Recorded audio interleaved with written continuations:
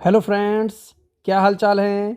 मैं हूं कबीर सिंह और मैं लाया हूं आपके लिए क्लास 10 एक्सरसाइज 1.2 जिसमें आज हम लोग पढ़ने वाले हैं इसका इंट्रोडक्शन प्लस ऑल क्वेश्चंस। उससे पहले अगर आपने टेलीग्राम चैनल ज्वाइन नहीं किया है तो पीटीबी क्लास 10 डालकर उसे ज्वाइन कर सकते हैं।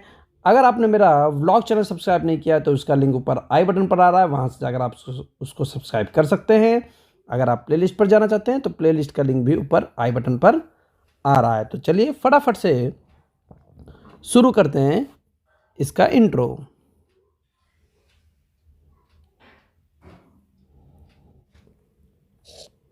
तो देखिए इंट्रो में हमें क्या पढ़ना है।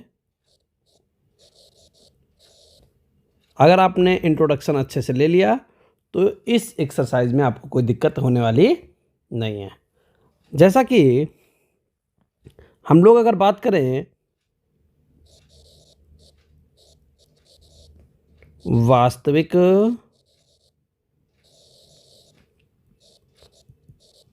संख्याएं किन दो संख्याओं के मेल से बनती हैं?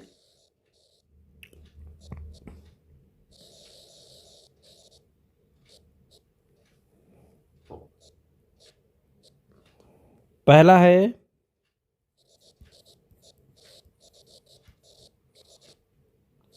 परिमेय संख्याएं और दूसरा है अपरिमेय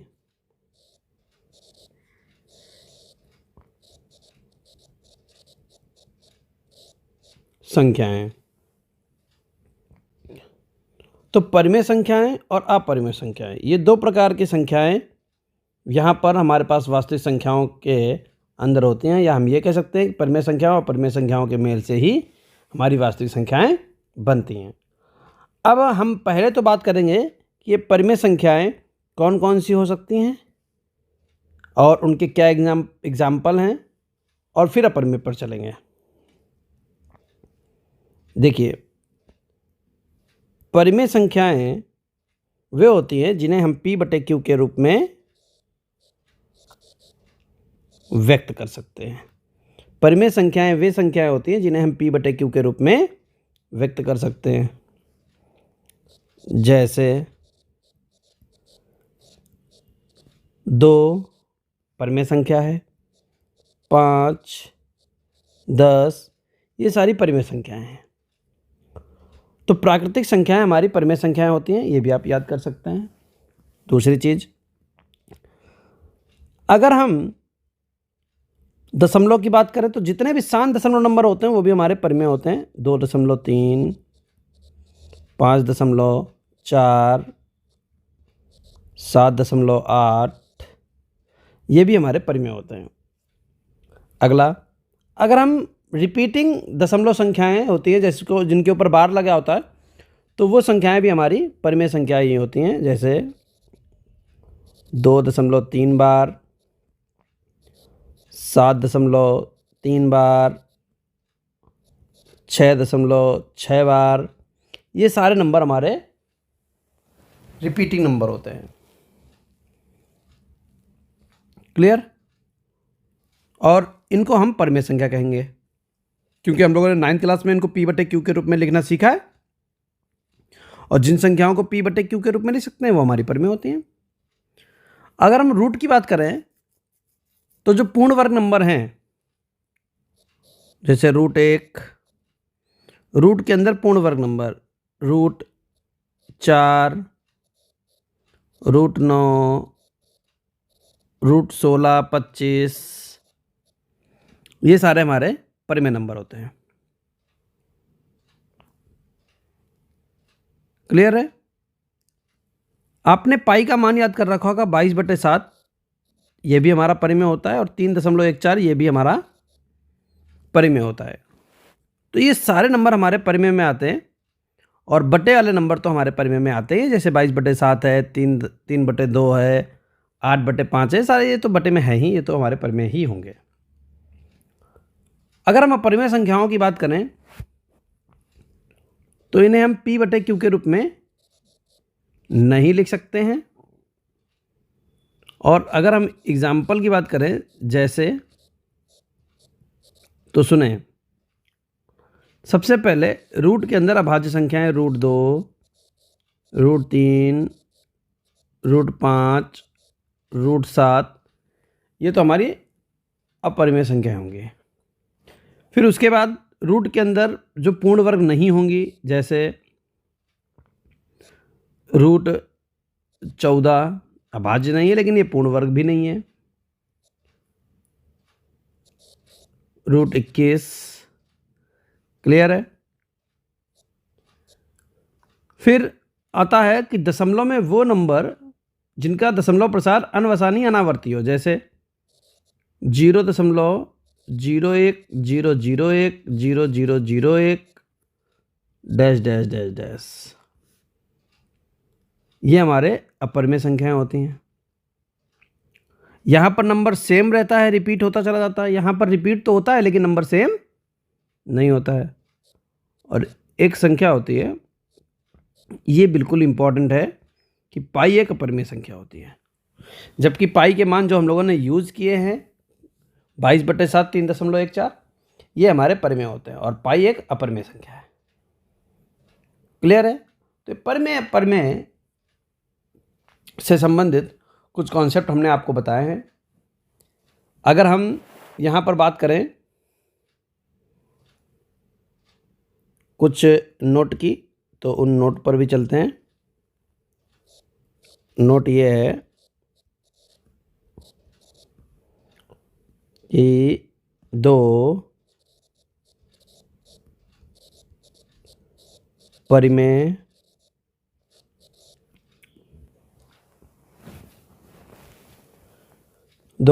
संख्याओं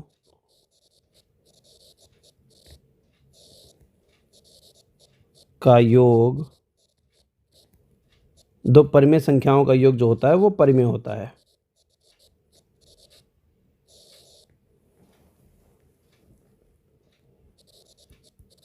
दो अपरिमेय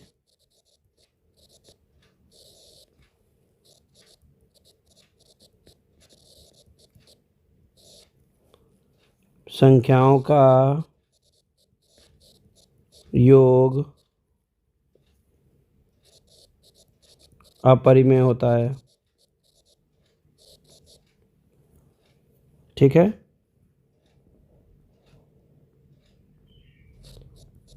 एक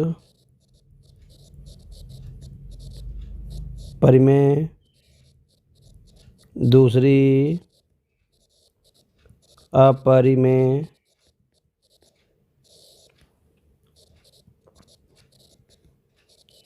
संख्याओं का योग अपरिमेय होता है।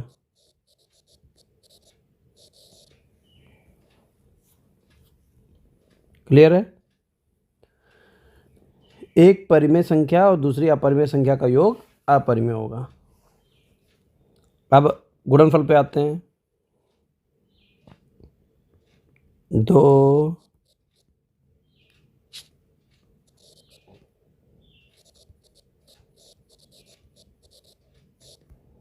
परिमेय संख्याओं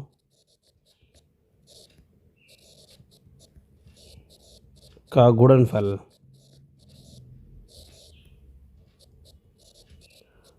परिमेय ही रहता है।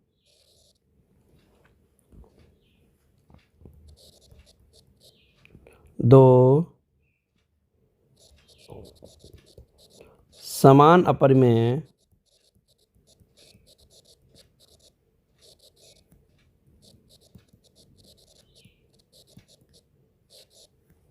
संख्याओं का गुणनफल जो है वो परिमेय बन जाता है। और दो असमान परिमेय संख्याएं अपरिमेय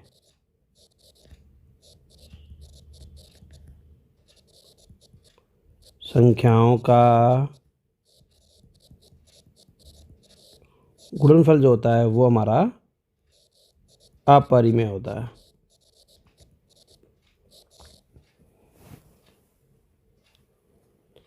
एक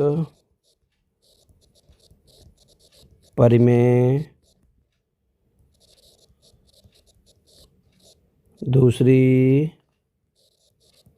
अपरिमेय,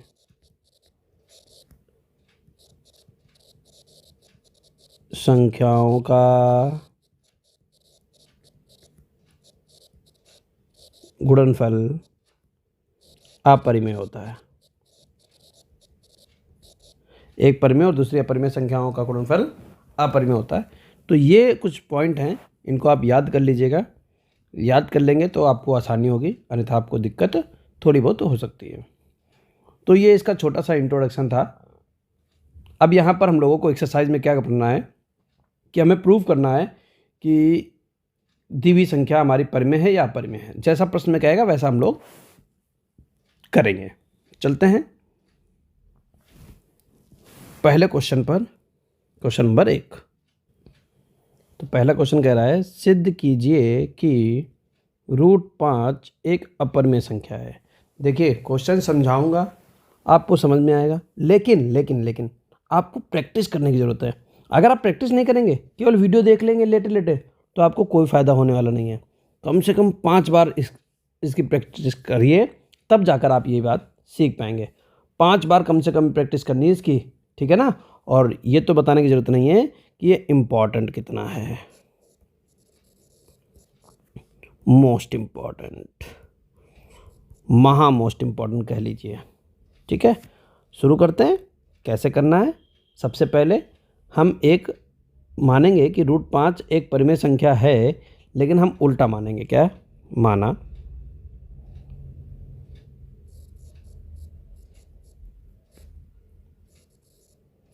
√5 एक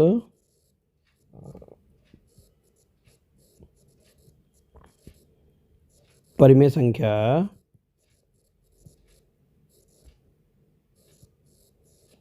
है। माना √5 एक परिमेय संख्या है, और अगर ये √5 एक परिमेय संख्या है तो √5 को हम क्या लिख सकते हैं? √5 बराबर P/Q, जहाँ P और Q सह अभाज्य पूर्णांक हैं। जहाँ P और Q सहअभाज्य पूर्णांक है और Q नॉट इक्वल टू 0।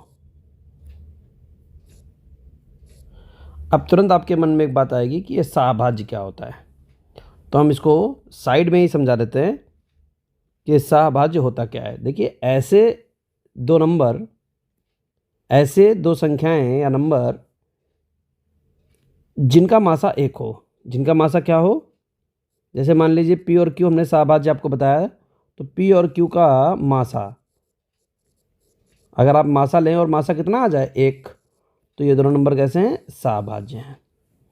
ये तो हो गई कहानी परिभाषा के तौर पर। और अगर सरल भाषा में सिखाएं आपको, तो ऐसी P और Q दो नंबर हैं या संख्याएं हैं जो आपस में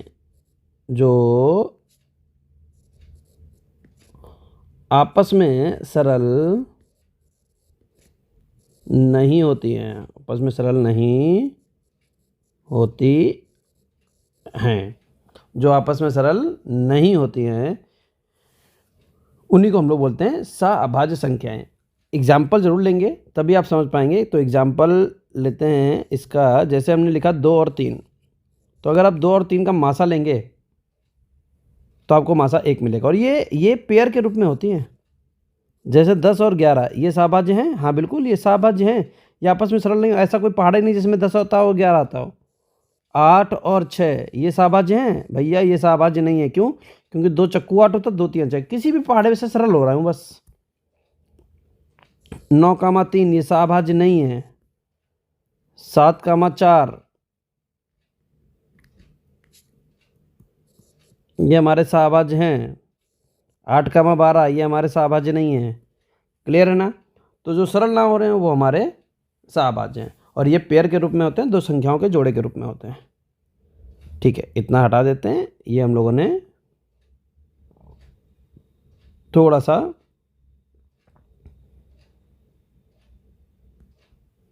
जानकारी ले ली थी कि सहभाज्य होता क्या है। आगे बढ़ते हैं। तो सहभाज्य का मतलब ऐसा पी और क्यू दो ऐसे पूर्णांक हैं जो आपस में सरल नहीं हो रहे हैं। देखिए बहुत मोटी बात मैंने यहाँ बताई है। मैं यहाँ क्या बता रहा हूँ, पी और क्यू किसी भी नंबर से सरल नहीं हो रहे हैं, दोनों जो हैं, और अगर सरल हो रहे हैं तो अलग अलग हो रहे हैं, लेकिन सेम नंबर से सरल नहीं हो रहे हैं। इस बात को इतना मैं हाईलाइट क्यों कर रहा हूँ, मैंने हाईलाइट भी कर दिया और बार बार जोर भी दे रहा हूँ अपनी बातों से, क्योंकि यहीं से पूरा क्वेश्चन हल होने वाला है। वो बच्चे यही चीज़ें समझते नहीं है, वो रटना चाहते हैं। देखिए मैं आपको ऐसा समझा दूंगा कि आपको कुछ रटने की जरूरत ही नहीं है। एक एक पॉइंट बताऊंगा, एक एक पॉइंट बस मन से सुनेंगे तो समझ में आएगा, अन्यथा नहीं आएगा। फिर आप यही कहोगे कि मुझे रटना है। और अगर ये सहभाज्य संख्याएं हैं और जहां q नॉट इक्वल टू 0 है, तो हम क्या कर सकते हैं, इस q को उधर भेज सकते हैं। तो √5q बराबर p। समझ गए। दोनों पक्षों में वर्ग करने पर, दोनों पक्षों में वर्ग करने पर, वर्ग इसलिए कर रहे हैं ताकि ये √5 जो है हमारा समाप्त हो जाए। तो दोनों पक्षों में वर्ग करेंगे तो क्या हो जाएगा,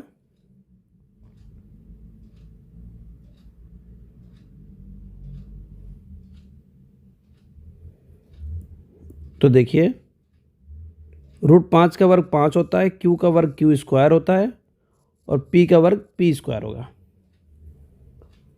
तो q स्क्वायर बराबर p स्क्वायर बटे 5, गुणे की चीज बटे में भेज सकते हैं। ठीक है।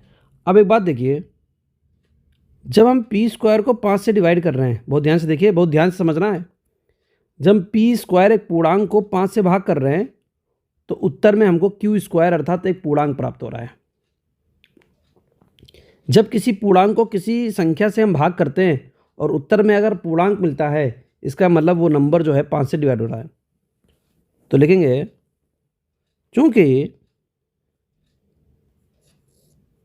p स्क्वायर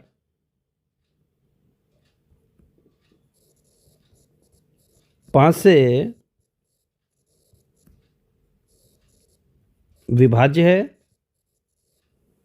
क्योंकि p स्क्वायर 5 से विभाज्य है, इसलिए p भी 5 से विभाज्य होगा।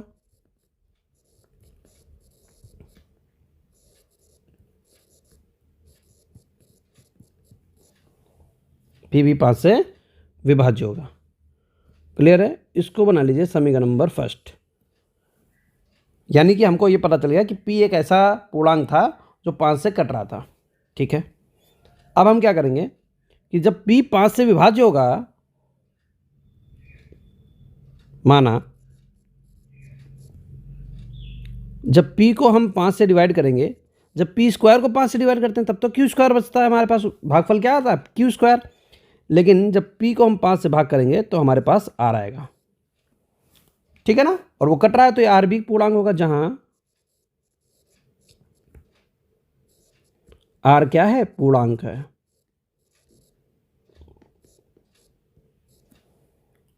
दोनों पक्षों में वर्ग करने पर, दोनों पक्षों में वर्ग करने पर, तो जब दोनों पक्षों में वर्ग करेंगे तो क्या बनेगा, p स्क्वायर बटे 25 बराबर r स्क्वायर। p स्क्वायर की वैल्यू पुट करिए। अगर हम p स्क्वायर की वैल्यू यहां से उठाकर रखें तो p स्क्वायर का मान कितना है, 5 स्क्वायर। तो यहां रख सकते हैं 5q स्क्वायर बटे 25 बराबर r स्क्वायर। आगे लिख दीजिए, चूंकि p स्क्वायर कितना होता है, 5q स्क्वायर। इस 5 से 25 कटेगा 5 बार। तो क्यू स्क्वायर बटे 5 बराबर आर स्क्वायर। अब जरा यहाँ पर भी गौर करिए कि क्यू स्क्वायर 5 से जब हम काट रहे हैं तो उत्तर हमारा पूर्णांक है। आर जब पूर्णांक था तो आर स्क्वायर भी पूर्णांक होगा। और अगर किसी संख्या से हमको भाग करने पर पूर्णांक प्राप्त होता है, इसका मतलब वो संख्या उससे विभाज्य है। तो लिखेंगे चूंकि क्यू स्क्वायर 5 से विभाज्य है,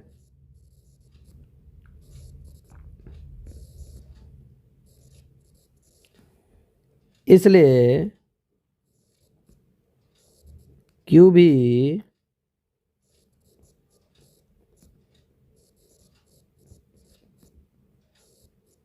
5 से विभाज्य होगा। और अगर क्यू भी 5 से विभाज्य होगा तो इसको बनाइए समीकरण नंबर सेकंड।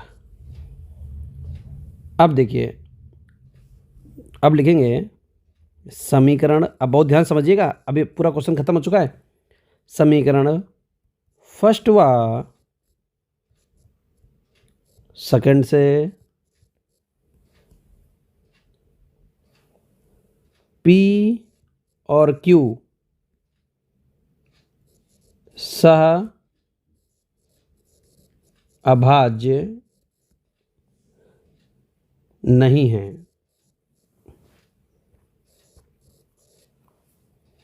देखिए समीकरण फर्स्ट व सेकंड से P और Q सहभाज्य नहीं है। कैसे पता चल गया? कैसे पता चल गया भैया? अभी तो मैंने बोला था कि सेम नंबर से दोनों संख्याएं नहीं करनी चाहिए। और यहाँ पर क्या लिखा हुआ है? Q 5 से विभाज्य होगा। और यहाँ क्या लिख रखा है? P भी 5 से विभाज्य होगा। P भी 5 से कट रहा है, Q भी 5 से कट रहा है, यानी ये दोनों नंबर 5 से सरल हो रहे हैं। और अगर कोई नंबर 5 से सरल हो जाते हैं, किसी भी संख्या से सरल हो जाते हैं, एक ही संख्या से सरल हो जाते हैं, तो सहभाज्य नहीं होंगे। परंतु हमने ऊपर क्या माना था? माना था कि P और Q सहभाज्य पूर्णांक है। तो समीकरण फर्स्ट व सेकंड से P और Q सहभाज्य नहीं है,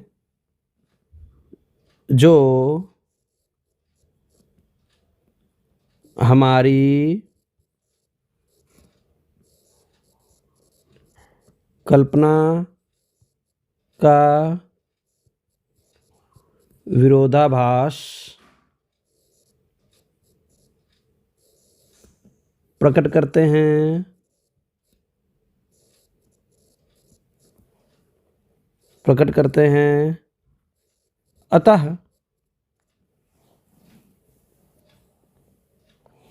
अतः √5 एक अपरिमेय संख्या है। अपरिमेय संख्या है। जब विरोधाभास प्रकट कर रहे हैं तो जो हमने कल्पना करी थी वो हमारी कल्पना गलत है। क्लियर है? तो इस तरीके से हमने प्रूव कर दिया कि √5 एक अपरिमेय संख्या है। अगर प्रश्न में, पेपर में आपके पास √5 की जगह √3, √2, √7, √11 इस तरीके के नंबर आ जाते हैं तो बिल्कुल सेम प्रोसेस यही रहेगा, केवल 5 की जगह पर √11 आ जाएगा। ठीक है ना? तो उम्मीद करते हैं कि बढ़िया से समझ में आ गया होगा। बार बार देखें, कोई दिक्कत हो नीचे कमेंट बॉक्स में जाएं और मुझे बताएं कि आपको समस्या कहाँ पर अटक रही है, आ रही है। जहाँ पर समस्या आपको आ रही हो, जहाँ पर क्वेश्चन आपका अटक रहा हो, वहीं पर मुझे तुरंत कमेंट करें, आपकी समस्या का समाधान किया जाएगा। चलिए आगे बढ़ते हैं और चलते हैं प्रश्न नंबर 2 पर। अब देखिए यहाँ पर क्वेश्चन नंबर जो 2 है, सिद्ध कीजिए 3 + 2 √5 एक अपरिमेय संख्या है। तो यहाँ पर हम लोगों को बेसिक कॉन्सेप्ट नहीं लगाना, जो हम लोगों ने पहले क्वेश्चन में पढ़ा था वो एक इंडिविजुअल क्वेश्चन था। अगर आपको अपरिमेय संख्या सिद्ध करनी हो और वो अभाज्य नंबर लिखा हो तो आपको वैसे लगाना है। लेकिन अगर परिमेय और अपरिमेय के योगफल के या गुणनफल के रूप में क्वेश्चन इस तरीके से दिया गया हो तो ये छोटा कॉन्सेप्ट होता है, छोटे नंबर में आता है। वो 5 नंबर में क्वेश्चन आएगा, ये क्वेश्चन 2 नंबर में आता है। ठीक है ना? तो इसको कैसे करना होता है? सिंपल है बिल्कुल। माना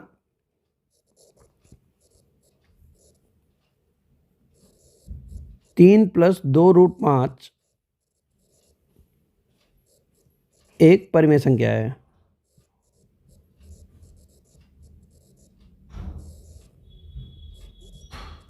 एक परिमेय संख्या है। अगर ये परिमेय संख्या है तो 3 प्लस 2√5 को हम P/Q लिख सकते हैं, जहां P और Q सभाज्य पूर्णांक हैं और जो Q है वो नॉट इक्वल टू 0 है। क्लियर? अब इस 3 को हम उधर भेज सकते हैं। 2√5 बराबर P+Q -3, √5 बराबर P -3Q/Q। इसकी इधर गुणा, इसमें घटा दिया, और यहाँ से 2 आपने गुणे की चीज़ हटाइए तो गुणे की चीज़ बटे में जाएगी। अब लिखेंगे, एक बात सुनिएगा, बहुत ध्यान से सुनिएगा। P और Q कैसी संख्या है? हमने परिमेय माना था तो P/Q परिमेय संख्या होगा। लिखेंगे क्योंकि P/Q एक परिमेय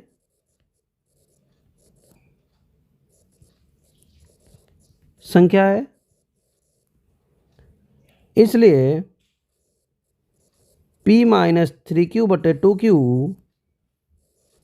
भी एक परिमेय संख्या होगी। अब क्यों होगी, ऐसा कैसा कह सकते हैं? होगी चूंकि क्यों होगी परिमेय संख्या? क्योंकि 2 परिमेय संख्याओं का गुणनफल, योग और अंतर परिमेय ही होता है। परिमेय ही होता है। और अगर ये परिमेय है तो √5, जब बेटा P/Q परिमेय था और P/Q से ही ये बना हुआ है, योग और अंतर से, तो ये भी परिमेय होगा, क्योंकि 2 परिमेय संख्याओं का योग हो, अंतर हो, गुणनफल हो, सबके परिमेय होता है, तो ये भी परिमेय होगा। और अगर ये परिमेय है तो इसके सामने लिखा हुआ नंबर भी परिमेय होगा। तो √5 भी परिमेय संख्या होगी। हो गया लोचा, हो गया। तो √5 भी परिमेय संख्या होगी, परंतु ज्ञात है हमें, अभी पहले क्वेश्चन से ज्ञात करके आए हैं, परंतु ज्ञात है √5 एक अपरिमेय संख्या है। परंतु ज्ञात है √5 एक अपरिमेय संख्या है, उसका उपयोग कर रहे हैं। √5 एक अपरिमेय संख्या है। किसी प्रमेय को सिद्ध करने के लिए दूसरी प्रमेय का इस्तेमाल कर सकते हैं। तो हमको क्या मालूम है? √5 एक अपरिमेय संख्या है। यहां पर क्या आ रहा है? √5 भी परिमेय संख्या होगी। अरे भैया, √5 अपरिमेय होती है, यहां तो गलत आ रहा है। ठीक है, जो विरोधाभास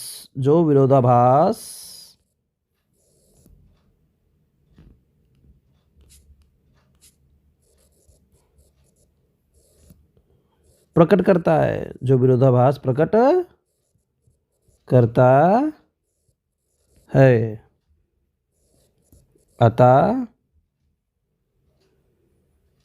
हमारी जो कल्पना थी वो गलत थी। अतः 3 + 2√5 एक अपरिमेय संख्या है।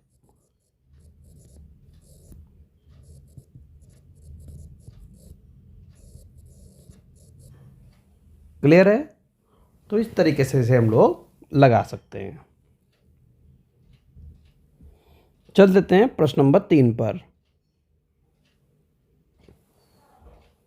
अब देखिए क्वेश्चन नंबर 2 में हम लोगों ने पढ़ लिया था, वैसा ही क्वेश्चन बिल्कुल same to same question number 3 में हम लोगों को पढ़ने को मिल रहा है। सिद्ध कीजिए कि निम्नलिखित संख्याएं अपरिमेय हैं।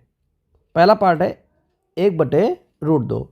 तो बिल्कुल सिंपल है, बिल्कुल वैसे लगाएंगे जैसे हम लोगों ने किया है। तो लिखेंगे माना 1/√2 एक परिमेय संख्या है।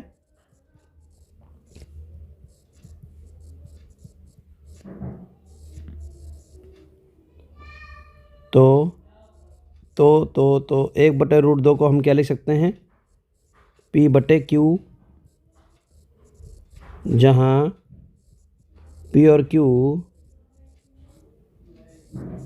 सअभाज्य पूर्णांक हैं और Q ≠0। तो जब 1/√2 P/Q है तो √2 बराबर Q/P हो जाएगा व्युत्क्रम करने पर। √2 बराबर Q/P पलट दिया हम लोगों ने, ठीक है। अब लिखेंगे चूंकि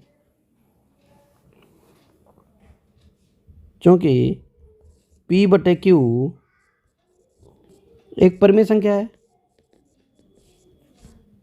संख्या है, इसलिए Q/P भी एक परिमेय संख्या होगी। तो Q/P के बराबर √2 लिखा हुआ, तो √2 भी एक परिमेय संख्या होगी, परंतु √2 एक अपरिमेय संख्या है। √2 एक अपरिमेय संख्या है।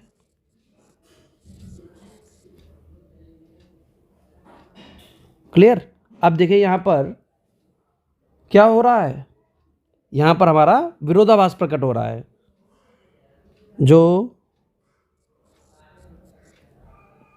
जो विरोधाभास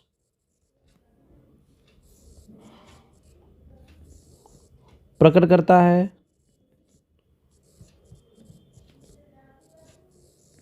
अतः 1/√2 एक अपरिमेय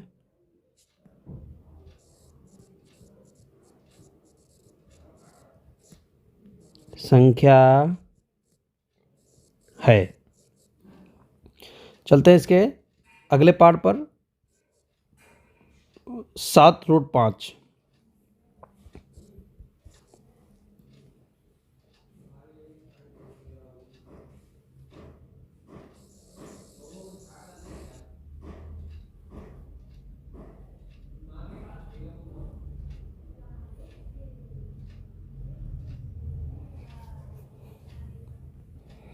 तो यहाँ पर माना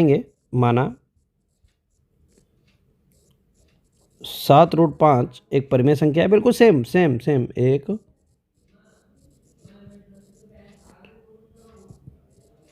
परिमेय संख्या है। तो 7√5 बराबर P/Q, जहाँ P, Q सह अभाज्य संख्याओं को हो या पूर्णांक कह दो, सहअभाज्य पूर्णांक हैं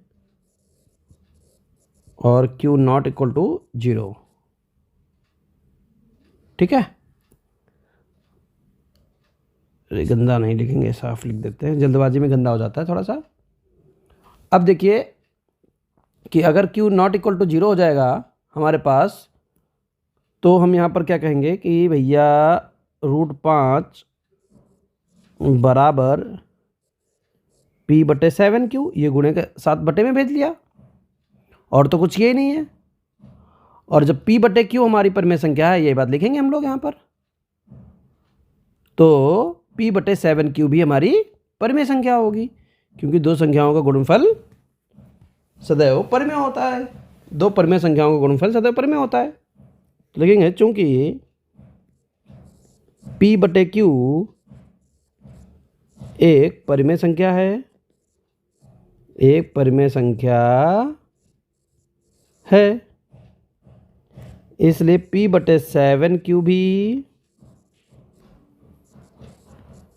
एक परिमेय संख्या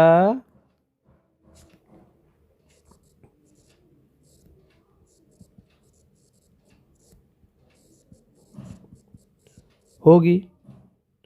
और अगर ये भी परिमेय संख्या होगी तो √5 भी एक परिमेय संख्या होगी, परंतु ज्ञात है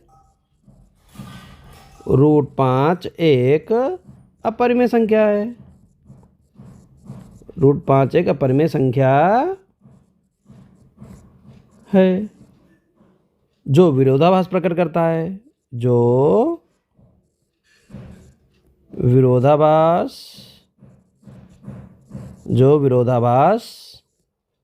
प्रकट करता है।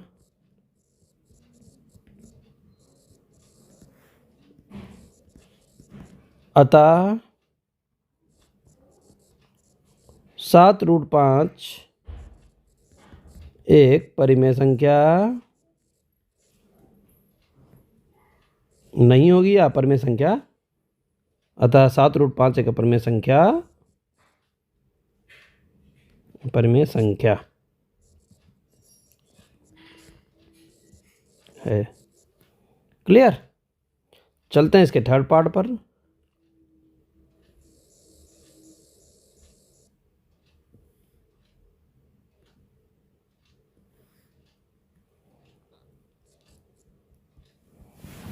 थर्ड पार्ट में क्या कह रहा है हमारा? थर्ड पार्ट था हमारे पास कि 6 + √2 एक अपरिमेय संख्या है। तो बिल्कुल सेम वैसे ही करेंगे। माना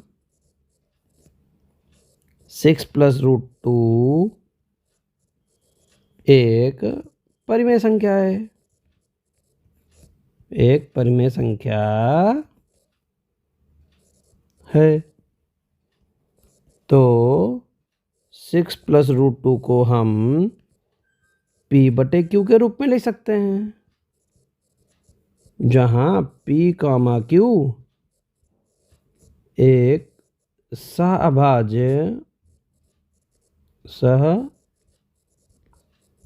अभाज्य पूर्णांक है और q ≠ 0।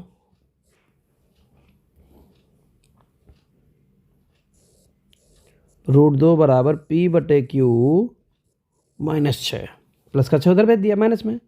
और चूंकि अब लिख देंगे, चूंकि p/q एक परिमेय संख्या है,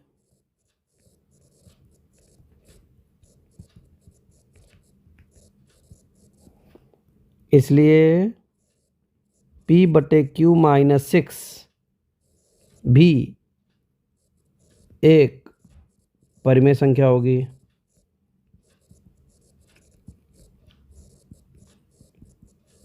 क्यों? ये तो हम बता चुके हैं, क्योंकि योग और अंतर, दो परिमेय संख्याओं का योग और अंतर सदैव परिमेय रहता है। तो √2 भी एक परिमेय संख्या होगी, परंतु ठीक है, परंतु ज्ञात है √2 एक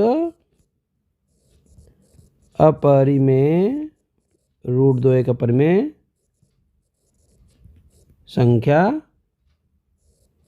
है, परंतु ज्ञात है √2 एक अपरिमेय संख्या है जो विरोधाभास प्रकट करता है।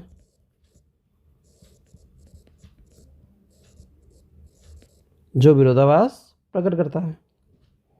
अतः 6 + √2 एक अपरिमेय संख्या है। क्लियर है? तो इस तरीके से हम लोग इस प्रश्नावली के सभी प्रश्नों को हल कर चुके हैं। उम्मीद करते हैं कि आपको बहुत अच्छे से समझ में आ गए होंगे। अगर मेरा बताया हुआ आपको अच्छा लगे तो प्लीज़ वीडियो को लाइक करें, चैनल पर नए हैं तो चैनल को सब्सक्राइब अवश्य कर लें। Thank you for watching. मिलते हैं नेक्स्ट वीडियो में आगे के प्रश्नों के साथ। Tata bye bye.